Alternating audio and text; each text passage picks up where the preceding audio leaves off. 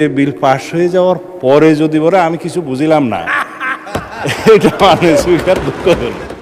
মাননীয় স্বরাষ্ট্রমন্ত্রী বলুন। মানে স্পিকার, সংসদের কার্য উপদেষ্টা কমিটি এই সমস্ত কর্ম নির্ধারণ করেছে।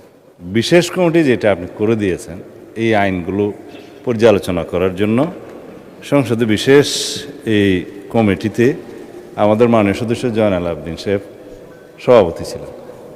বিরোধী দলের পক্ষ থেকে বেশ কয়েকজন সদস্য ছিলেন, আইনমন্ত্রী সহ সবাই এটা পর্যালোচনা করে যে সকল অধ্যাদেশগুলো সর্বসম্মতিক্রমে অ্যাজ ইট ইজ পাস করার জন্য ডিসাইডেড হয়েছে, তার মধ্যে এই বিলটাও ছিল, অর্থ বিল সহ অন্যান্য বিল। তো আর কিছু বিল নোট অফ ডিসেন্ট ছিল, আলোচনার দাবি রেখেছিলেন বিরোধী দলীয় সদস্যগণ। সেটি ইতিমধ্যে আপনি 2 মিনিটের জায়গায় 10 মিনিট 15 মিনিট যেভাবে আপনি উপযুক্ত মনে করেছেন আলোচনার জন্য দিয়েছেন।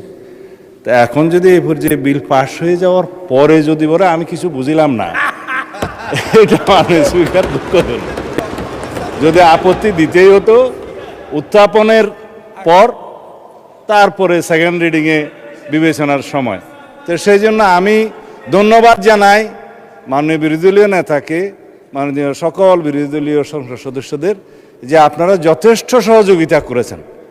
হাও বুঝে দিয়েছেন, নাও বুঝে দিয়েছেন।